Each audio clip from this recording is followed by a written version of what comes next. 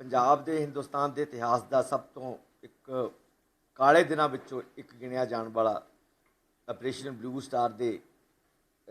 याद करते हैं। उसके पिछे जो सियासी माहौल सीगा उसकी चर्चा करने वास्ते अज इस गुरुद्वारा सिंह सभा इकट्ठे हुए बहुत ही सूझवान दोस्तों। सब तो पहला मैं धन्यवादी हाँ जसपाल सिंह होरां दा ते खुशहाल सिंह होरां दा जिन्हां ने चंडीगढ़ के ऐन विचकार एक अजिहा मंच मुहैया किया सानू सब नूं जिथे हर बंदा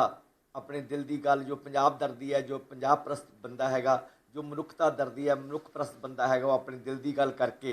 एक सांझ पैदा कर सकते आपस विच जां कोई रस्ता तलाश कर सकते हैं। तो बहुत समय तो मैं वास्ता हैगा मिलता जुलता रहना इत्थे आंदा रहना हैगा तो बहुत ही चंगा लगता कि जिन्नी गूढ़ चर्चा, जिन्नी गहन चर्चा, जिन्नी गंभीर चर्चा मुद्दों के उत्ते अलग अलग समय चाहे चलंत सियासत हो चाहे होर कोई सियासी मुद्दे होण उन्हां ते हुंदी हैगी है, वो साडे सारिਆਂ वास्ते बहुत तसल्ली वाली गल हैगी है। दूजे मेरे तो पहला बहुत ही विद्वत्तापूर्ण लैक्चर बड़े ज्ञान भरपूर लैक्चर दोस्तों ने दिते है, उन्होंने अपने विचार प्रगट किए है। बहुत दोहराव होगा जो मैं उन्होंने कुछ होर वाधा नहीं कर सकता क्योंकि बहुत तत्थ स्पष्ट ने। जो भूमिका सर जसपाल सिंह उन्होंने बनी सी तो उसनों जिमें बाकी ਵੱਖ-ਵੱਖ बुलारे ने खास तौर पर डॉक्टर मनजीत सिंह होनी तो डॉक्टर बाबा सिंह होनी जिसका उन्होंने होर एनरिच किया, उन्होंने अमीर बनाया उस भूमिका को और अज के प्रसंग जोड़ अज के माहौल जोड़ के उन्होंने एक नवा एक प्रसंग दिता है। उसे मैं अगे बढ़ाना चाहना है कि बहुत दुरुस्त गल कही गई कि जो हिंदुस्तान के हालात है अज के हालात है, क्योंकि इस तरह के दिनों याद करना जां कोई बरसियां मनानियां, चाहे वह धार्मिक अगवानुओं दी बरसियां होण, चाहे वह सियासी लहरां दे उतार चढ़ाव वाले समय दी बरसियां होण, उस मनाने का जो मकसद हुंदा ही हुंदा कि आपां जो अज के हालात ने उन्हां दे अनुसार जो अज के साडे कारज ने वो तय करिए।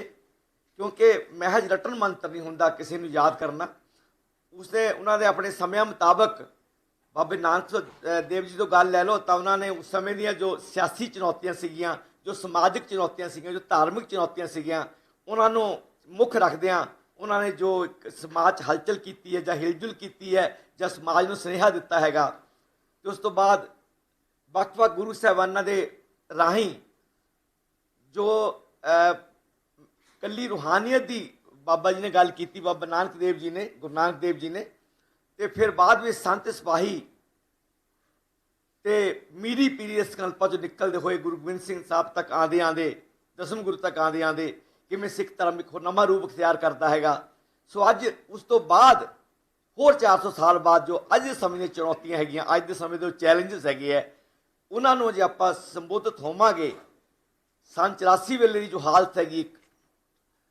सन 84 तो बाद बड़ा कुछ वापर चुक्या है। अज के जो हिंदुस्तान के हालात ने एक अलग रूप में साढ़े सामने प्रगट होए हैगे है। सो 84 नूं याद करने का मतलब उस काले दिन नूं याद करने का जो कंक्रीट मतलब है, जो ठोस मतलब है, वह है कि अज के समय दी चुनौतियां नूं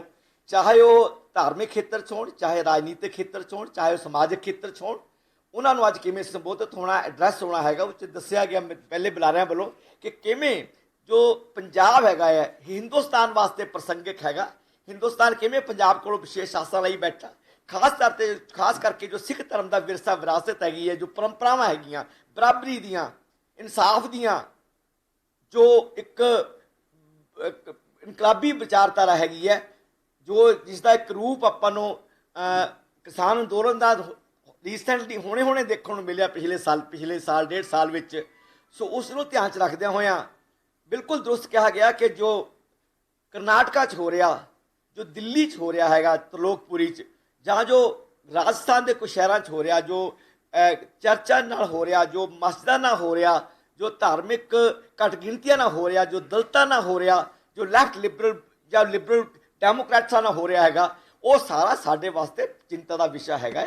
ਸਾਡੇ ਵਾਸਤੇ ਰੈਲੇਵੈਂਟ ਹੈ, ਪ੍ਰਸੰਗਿਕ ਹੈਗਾ ਹੈ। ਔਰ ਜੇ ਆਪਾਂ ਉਸ ਪ੍ਰਸੰਗਿਕਤਾ ਨੂੰ ਨਹੀਂ ਸਮਝਾਂਗੇ ਤਾਂ ਪੰਜਾਬੀ ਹੋਣ ਦਾ ਜਾਂ ਇੱਕ ਗੁਰੂ ਸਾਹਿਬਾਨ ਦੇ ਜੋ ਇੱਕ ਉਹਨਾਂ ਦੇ ਜੋ ਇੱਕ ਆਪਾਂ ਪੈਰੋਕਾਰ ਹੋਣ ਦਾ ਆਪਾਂ ਫਰਜ਼ ਪੂਰਾ ਨਹੀਂ ਕਰ ਰਹੇ ਹੋਵਾਂਗੇ। ਸੋ ਅੱਜ 2022 'ਚ ਬੈਠ ਕੇ ਸੋ ਮੈਂ ਸਮਝਦਾ ਕਿ ਇੱਕ ਨਵੀਂ ਤਰ੍ਹਾਂ ਦਾ ਜੇ ਪਿੱਛੇ ਮੁੜ ਕੇ ਦੇਖੀਏ ਤਾਂ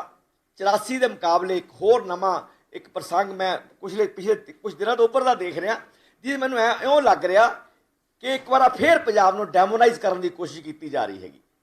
ਮੈਂ ਕੱਲ੍ਹ ਪਰਸੋਂ ਫੇਸਬੁੱਕ 'ਤੇ ਪਾਇਆ ਸੀਗਾ ਕਿ ਮੇਰੇ ਆਮ ਆਦਮੀ ਪਾਰਟੀ ਦਾ ਕਿੰਨੇ ਮਤਭੇਦ ਹੋਣਗੇ ਇਸ ਮੌਜੂਦਾ ਸਮੇਂ ਵਿੱਚ ਜਾਂ ਪਿਛਲੇ 5-7 ਸਾਲ ਜਿੰਨੀ ਮੇਰਾ ਬਾਹਰ ਰਿਹਾ ਇਹਨਾਂ ਨਾਲ, ਜਾਂ ਮੈਂ ਮੌਜੂਦਾ ਸਰਕਾਰਾਂ ਜਿਵੇਂ ਸਮਝਦਾ ਹੈਗਾ ਹੈ ਕਿ ਇਹ ਵੀ ਜਿਹੜੀ RSS ਹੈਗੀ ਹੈ ਉਹਦੀ ਇੱਕ ਡੂੰਘੀ ਚਾਲ ਹੈਗੀ ਹੈ ਕਿ ਸਿਆਸਤ ਦਾ ਕੁੱਲ ਨਰੇਟਿਵ ਹਿੰਦੂ ਤਵੀ ਜਿਹੜੇ ਦੋ ਤਾਕਤਾਂ ਹੈਗੀਆਂ BJP ਤੇ ਨਵੀਂ ਉੱਭਰ ਰਹੀ ਤਾਕਤ ਜਾਂ ਉਭਾਰੀ ਜਾ ਰਹੀ ਤਾਕਤ ਜਿਹੜੀ ਹੁਣ ਜਿਸ ਤਰ੍ਹਾਂ ਫੈਲਾਅ ਹੋ ਰਿਹਾ ਹੈਗਾ ਆਪਣਾ ਹਿਮਾਚਲ ਪ੍ਰਦੇਸ਼ 'ਚ ਜਾਂ ਗੁਜਰਾਤ ਵਿੱਚ ਜਾਂ ਕਰਨਾਟਕਾ 'ਚ ਜਾਂ UP 'ਚ ਜਿਸ ਰਫਤਾਰ ਨਾਲ ਤੇਜ਼ੀ ਨਾਲ ਅੱਗੇ ਵਧ ਰਹੇ ਹੈਗੇ ਹੈ, ਉਸ ਤੋਂ ਐਂ ਲੱਗ ਰਿਹਾ ਕਿ without corporate funding and without patronage of RSS, ਚਾਹੇ ਉਹ ਲਿਮਟਿਡ ਹੋਊਗੀ, ਉਹਦੇ 'ਚ ਟਰਾਇਲ ਹੋਊਗੀ, ਪਰ ਉਸ ਤੋਂ ਬਗੈਰ ਜਿਹੜੀਆਂ ਇਹ ਕੋਸ਼ਿਸ਼ ਹੈ ਕਿ ਹਿੰਦੁਸਤਾਨੀ ਸਿਆਸਤ ਦਾ ਸਮਾਜ ਦਾ ਜੋ ਕੁੱਲ ਨਰੇਟਿਵ ਹੈਗਾ ਉਹ ਹਿੰਦੂ ਨਰੇਟਿਵ ਬਣ ਕੇ ਰਹਿ ਜਾਵੇ। ਇਹਦਾ ਰੀਜਨਲ ਨਰੇਟਿਵ ਹੈ, ਖੇਤਰੀ ਨਰੇਟਿਵ ਹੈ, ਸੈਕੂਲਰ ਨਰੇਟਿਵ ਹੈਗਾ, ਡੈਮੋਕ੍ਰੈਟਿਕ ਨਰੇਟਿਵ ਹੈ, ਫੈਡਰਲ ਨਰੇਟਿਵ ਹੈ, ਉਹ ਸਾਰਾ ਬੈਕਗਰਾਊਂਡ ਚੱਲ ਜਾਵੇ। ਸਾਰੇ ਅਖਬਾਰਾਂ ਇਹੀ ਚਰਚਾ ਕਰਨ ਕਿ ਕੇਜਰੀਵਾਲ ਕੀ ਕਹਿੰਦਾ, ਆਪ ਕੀ ਕਹਿੰਦੀ ਹੈ, ਜਾਂ ਭਾਜਪਾ ਮੋਦੀ ਕਹਿੰਦਾ ਹੈਗਾ, ਮੋਦੀ ਵਰਸਸ ਆਪ ਜਾਂ ਭਾਜਪਾ ਵਰਸਸ ਆਪ, ਜਿਹੜਾ ਇਹ ਕੋਸ਼ਿਸ਼ ਹੈਗੀ ਹੈ ਉਹਦੇ ਵਿੱਚ ਪੰਜਾਬ ਨੂੰ ਜੋ ਮੈਂ ਪਰਸੋਂ ਪਾਇਆ ਸੀ ਕਿ ਸੁਖਬੀਰ ਬਾਦਲ ਹੋਣੀ ਜਿਹੜੀ ਗਵਰਨਰ ਨੂੰ ਮਿਲ ਕੇ ਪੰਜਾਬ 'ਚ ਰਾਸ਼ਟਰਪਤੀ ਰਾਜ ਦੀ ਮੰਗ ਕੀਤੀ ਹੈ, ਇਹ ਸਿਆਸੀ ਬੇਵਕੂਫੀ ਹੈਗੀ ਹੈ। ਮੇਰਾ ਕਿੰਨਾ ਵੀ ਮਤਭੇਦ ਹੋਊਗਾ, ਆਈ ਵਿਲ ਨੈਵਰ ਲਾਈਕ ਕਿ ਪੰਜਾਬ 'ਚ ਰਾਸ਼ਟਰਪਤੀ ਰਾਜ ਲੱਗੇ ਇੱਥੇ, ਆਈ ਵਿਲ ਅਪੋਜ਼ ਇਟ, ਕਿਉਂਕਿ ਉਹਦਾ ਖਾਸ ਮਤਲਬ ਹੈਗਾ ਹੈ ਸੈਂਟਰ ਪੰਜਾਬ 'ਚ ਵੜਨ ਦੀ ਕੋਸ਼ਿਸ਼ ਕਰ ਰਿਹਾ ਸਿੱਧਾ ਕਰ, ਚਾਹੇ ਅਮਿਤ ਸ਼ਾਹ ਦੀ ਫੇਰੀ ਹੋਵੇ, ਚਾਹੇ ਉਹ ਮਤਲਬ ਜੋ ਇੰਟਰਸਟ ਦਿੱਲੀ ਦਿਖਾ ਰਿਹਾ ਹੈਗਾ। ਜਿਵੇਂ ਮੈਨੂੰ ਲੱਗ ਰਿਹਾ ਹੈਗਾ ਕਿ ਜਿਹੜੀਆਂ ਘੱਟ ਗਿਣਤੀਆਂ ਦੇ ਖਿਲਾਫ ਜੋ ਇੱਕ ਹਿੰਦੂ ਮੈਜੋਰਟੇਰੀਅਨ ਰੂਲ ਹੈਗਾ ਜਿਹੜਾ ਲਗਾਤਾਰ ਤਕੜਿਆ ਹੋ ਰਿਹਾ, ਤਾਕਤ ਬਣ ਰਿਹਾ ਹੈਗਾ, ਔਰ ਬਾਕੀ ਘੱਟ ਗਿਣਤੀਆਂ ਨੂੰ, ਦਲਿਤਾਂ ਨੂੰ, ਮਾਈਨੋਰਟੀਜ਼ ਨੂੰ, ਜਾਂ ਮਤਲਬ ਜਿਹੜੇ ਦੂਸਰੇ ਹੋਰ ਹਾਸ਼ੀਏ ਤੱਕੇ ਲੋਕ ਹੈਗੇ ਆ, ਇੱਕ ਕਾਰਪੋਰੇਟ ਸੈਕਟਰ ਦੇ ਪੱਖ ਵਿੱਚ ਸਾਰੇ ਮੁਲਕ ਦਾ ਜੋ ਆਰਥਿਕ ਮੋੜਾ ਹੈਗਾ ਉਹ ਦੇ ਕੇ ਜੋ ਇੱਕ ਹਿੰਦੂ ਮੈਜੋਰਟੇਰੀਅਨ ਜੋ ਰੂਲ ਹੈਗਾ ਹੈ ਉਹ ਪੱਕੇ ਪੈਰੀ ਹੋ ਰਿਹਾ ਹੈਗਾ। ਉਹਦੇ 'ਚ ਇਹ ਜੋ ਪੰਜਾਬ ਦਾ ਜੋ ਇੱਕ ਮੁੜ ਕੇ ਫਿਰ ਇੱਕ ਜੋ ਲਾਈਟ ਦਿਖੀ ਸੀ ਲੋਕਾਂ ਨੂੰ, ਇੱਕ ਰੋਸ਼ਨੀ ਦਿਖਾਈ ਸੀ ਪੰਜਾਬ ਨੇ ਕਿਸਾਨੀ ਅੰਦੋਲਨ ਦੌਰਾਨ, ਉਹਦੀ ਇੰਪੋਰਟੈਂਸ ਸਮਝਦਿਆਂ ਹੋਇਆਂ ਪੰਜਾਬ ਦਾ ਜੋ ਇਹਨੂੰ ਕਲੱਬ ਕੀਤਾ ਜਾ ਰਿਹਾ, ਕਸ਼ਮੀਰ 'ਚ ਵੀ ਜੋ ਗੜਬੜ ਵੱਧ ਰਹੀ ਹੈਗੀ ਹੈ। ਸੋ ਜਿਹੜਾ 24 ਦਾ ਇਲੈਕਸ਼ਨ ਹੈ ਉਹਦੇ ਵਾਸਤੇ ਇੱਕ ਭੂਮਿਕਾ ਬੰਨੀ ਜਾ ਰਹੀ ਹੈ, ਜਿਹਦੇ ਸੈਂਟਰਲ ਵਿਸਟਾ ਪ੍ਰੋਜੈਕਟ ਦੀ ਕੰਪਲੀਸ਼ਨ, ਰਾਮ ਮੰਦਿਰ ਦਾ ਨਿਰਮਾਣ ਤੇ ਪੰਜਾਬ ਤੇ ਜੰਮੂ ਕਸ਼ਮੀਰ ਨੂੰ ਡਿਸਟਰਬਡ ਏਰੀਆ ਕਰਕੇ ਮੁੜ ਕੇ ਦੇਸ਼ ਦੀ ਏਕਤਾ ਅਖੰਡਤਾ, ਜਾਂ ਪੰਜਾਬ ਨੂੰ ਕਸ਼ਮੀਰ ਨੂੰ ਡੈਮੋਨਾਈਜ਼ ਕਰਕੇ ਸਾਰੇ ਮੁਲਕ ਨੂੰ ਇਕੱਠਾ ਹਿੰਦੂ ਵੋਟ ਹੈਗਾ ਉਹਨੂੰ ਕੰਸੋਲੀਡੇਟ ਕਰਦਾ ਜੋ ਕਿ ਟੀਚਾ ਹੈਗਾ, ਉਹ ਮਿੱਥ ਕੇ ਪੰਜਾਬ ਨੂੰ ਮੁੜ ਕੇ ਫਿਰ ਇੱਕ ਦੇਸ਼ ਭਰ ਵਿੱਚ ਇੱਕ ਵੱਖਰੇ ਤਰੀਕੇ ਨਾਲ ਦੋਹੇ ਕੋਸ਼ਿਸ਼ਾਂ ਨੇ। ਇੱਕ ਕੋਸ਼ਿਸ਼ ਹੈਗੀ ਹੈ ਕਿ ਉਹ ਰੈੱਡ ਫੋਰਟ ਤੋਂ ਹੋਈ ਹੈ। ਰੈੱਡ ਫੋਰਟ ਤੋਂ ਜਿਸ ਤਰ੍ਹਾਂ ਗੁਰੂ ਤੇਗ ਬਹਾਦਰ ਸ਼ਹੀਦੀ ਨੂੰ ਮਨਾਇਆ ਗਿਆ, ਤਕਰੀਬਨ ਸਰਕਾਰੀ ਪੱਧਰ 'ਤੇ ਭਾਜਪਾ ਨੇ ਮਨਾਇਆ ਹੈਗਾ, ਔਰ ਜਿਹਦੇ 'ਚ ਕੋਸ਼ਿਸ਼ ਇਹ ਰੱਖੀ ਹੈਗੀ ਹੈ ਕਿ ਜੋ ਮਤਲਬ ਗੁਰੂ ਤੇਗ ਬਹਾਦਰ ਦੀ ਕੁਰਬਾਨੀ ਸੀਗੀ ਉਹ ਇੱਕ ਇਸ ਧਰਮ ਵਿਸ਼ੇਸ਼ ਦੇ ਰਾਜੇ ਖਿਲਾਫ ਨਹੀਂ ਸੀ, ਉਹ ਮਨੁੱਖੀ ਅਧਿਕਾਰਾਂ ਦੀ, ਧਾਰਮਿਕ ਆਜ਼ਾਦੀਆਂ ਦੀ ਰੱਖਿਆ ਵਾਸਤੇ ਉੱਥੇ ਗਏ ਨੇ, ਆਪਣੀ ਕੁਰਬਾਨੀ ਦਿੱਤੀ ਹੈ। ਉਹਨੂੰ ਜੋ ਉਹਨੂੰ ਉਲਟਾ ਕੇ, ਉਹਨੂੰ ਗਲਤ ਰੰਗਤ ਦੇ ਕੇ ਜੋ ਇਸ ਤਰ੍ਹਾਂ ਪੇਸ਼ ਕੀਤਾ ਜਾ ਰਿਹਾ ਕਿ ਉਹ ਮੁਸਲਿਮ ਰਾਜੇ ਦੇ ਖਿਲਾਫ ਬਗਾਵਤ ਸੀ, ਉਸ ਦੇ ਖਿਲਾਫ ਉਹਨਾਂ ਨੇ ਆਵਾਜ਼ ਬੁਲੰਦ ਕੀਤੀ, ਉਹਨਾਂ ਦਾ ਕਤਲ ਕੀਤਾ ਗਿਆ, ਜਿਹੜਾ ਉਹਨੂੰ ਸ਼ਹੀਦ ਕੀਤਾ ਗਿਆ ਹੈਗਾ। ਸੋ ਉਹ ਜੋ ਰੰਗਤ ਦਿੱਤੀ ਜਾ ਰਹੀ ਹੈਗੀ ਹੈ ਉਹ ਸਿੱਖ ਧਰਮ ਦੀਆਂ ਜੋ ਸ਼ਾਨਦਾਰ ਜੋ ਪ੍ਰਾਪਤੀਆਂ ਹੈਗੀਆਂ, ਜੋ ਸ਼ਾਨਦਾਰ ਇੱਕ ਰਵਾਇਤਾਂ ਹੈਗੀਆਂ ਮਨੁੱਖੀ ਅਧਿਕਾਰਾਂ ਦੇ ਮਾਮਲੇ ਜਾਂ ਇੱਕ ਧਾਰਮਿਕ ਆਜ਼ਾਦੀ ਦੇ ਮਾਮਲੇ, ਜਾਂ ਉਹਦੀ ਬਹੁਤ ਹੀ ਇੱਕ ਸ਼ਾਨਦਾਰ ਇੱਕ ਉਦਾਹਰਨ ਹੈਗੀ ਕੁਰਬਾਨੀ ਦੀ, ਜਿਹਦਾ ਦੁਨੀਆ 'ਚ ਕੋਈ ਸਾਨੀ ਨਹੀਂ ਹੈਗਾ, ਉਸ ਨੂੰ ਮਤਲਬ ਇੱਕ ਫਿਰਕੂ ਰੰਗਤ ਦਿੱਤੀ ਜਾ ਰਹੀ ਹੈਗੀ ਹੈ। ਚਾਹੇ ਤਾਂ ਜਿਵੇਂ ਮੈਨੂੰ ਲੱਗ ਰਿਹਾ ਹੈਗਾ ਕਿ ਮੁਸਲਮਾਨ, ਕ੍ਰਿਸਚੀਅਨ ਤੇ ਕਮਿਊਨਿਸਟ, ਇਹਨਾਂ ਤਿੰਨਾਂ ਨੂੰ ਸਿੱਧੀ ਤਰ੍ਹਾਂ ਖਤਮ ਕਰਨਾ, ਤੇ ਸਿੱਖ, ਜੈਨੀ ਤੇ ਬੌਧੀ ਇਹਨਾਂ ਨੂੰ ਗਲਵੱਕੜੀ 'ਚ ਲੈ ਕੇ ਸਾਹ ਕੁੱਟ ਕੇ ਮਾਰਨਾ ਹੈਗਾ। ਇੱਕ ਤਾਂ ਇਹ ਚਾਲ ਚੱਲੀ ਜਾ ਰਹੀ ਹੈ, ਤੇ ਨਾਲ ਦੀ ਨਾਲ ਇਹ ਵੀ ਕੋਸ਼ਿਸ਼ਾਂ ਹੋ ਰਹੀਆਂ ਕਿ ਪੰਜਾਬ ਵਿੱਚ ਇੱਦਾਂ ਦੇ ਹਾਲਤਾਂ ਦਾ ਜੋ ਜਿੱਦਾਂ ਦੇ ਕਮਜ਼ੋਰ ਸਰਕਾਰ ਕਰਕੇ ਜਾਂ ਬਿਊਰੋਕ੍ਰੇਸੀ ਕਨਫਿਊਜ਼ਡ ਹੋਣ ਕਰਕੇ ਜਾਂ ਜਿਸ ਤਰ੍ਹਾਂ ਦੀ ਮਤਲਬ ਪੰਜਾਬ 'ਚ ਡਿਸਕਨੈਕਟ ਹੈਗਾ between Delhi psyche and Punjab ਦੇ ਲੋਕਾਂ ਦਾ ਜੋ emotional, Punjab is an emotion also, it not just a state emotion, ਇੱਕ ਜਜ਼ਬਾਤ ਹੈ ਪੰਜਾਬ ਜਿਹੜਾ ਆਪਾਂ ਸਾਰੇ ਪੰਜਾਬੀ ਭਲੀ ਭਾਂਤ ਸਮਝਦੇ ਹੈਗੇ ਆ। ਉਹਨਾਂ ਦਾ ਜੋ ਇੱਕ ਇਹਦਾ ਫਾਇਦਾ ਉਠਾ ਕੇ ਜੋ ਪੰਜਾਬ ਨੂੰ ਡਿਸਟਰਬਡ ਸਟੇਟ ਵੱਲ ਨੂੰ ਸ਼ੋਅ ਕਰਕੇ, ਚਾਹੇ SGPC ਆਪਣੇ ਅਕਾਲ ਤਖਤ ਦੇ ਜਥੇਦਾਰ ਸਾਹਿਬ ਨੂੰ ਜੈਡ ਸਿਕਿਉਰਿਟੀ ਦੇਣ ਦਾ ਮਾਮਲਾ ਹੋਵੇ, ਚਾਹੇ ਪੰਜਾਬ ਬਾਰੇ ਜੋ ਦਿੱਲੀ ਬਿਆਨ ਆ ਰਹੇ ਹੈ, ਚਾਹੇ ਅਮਿਤ ਸ਼ਾਹ ਦੀ ਪੰਜਾਬ ਫੇਰੀ ਹੋਵੇ, ਚਾਹੇ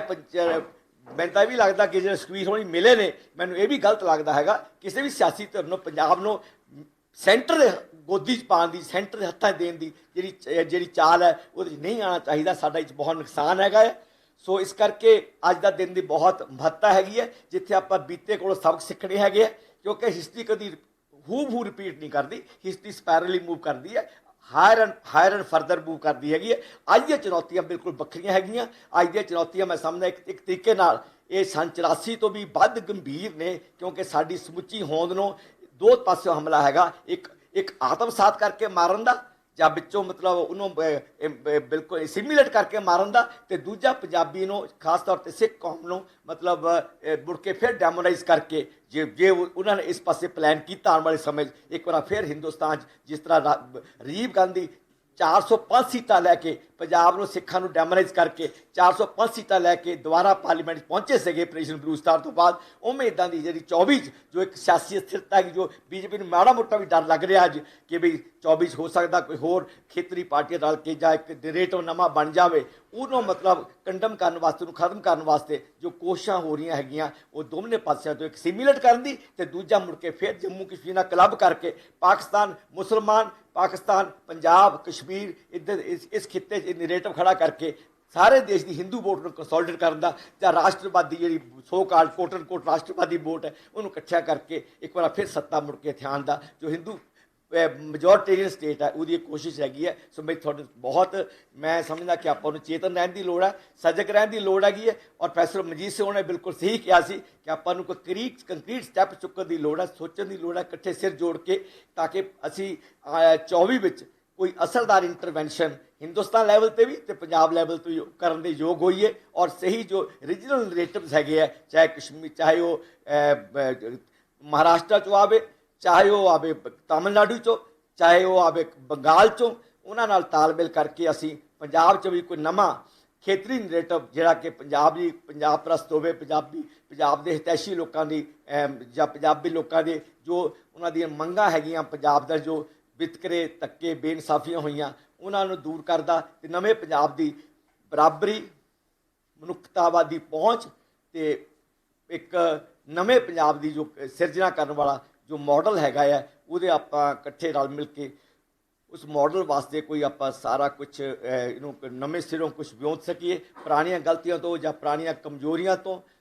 ਆਪਾਂ ਸਬਕ ਸਿੱਖ ਕੇ ਇੱਕ ਨਵਾਂ ਜੋ ਇੱਕ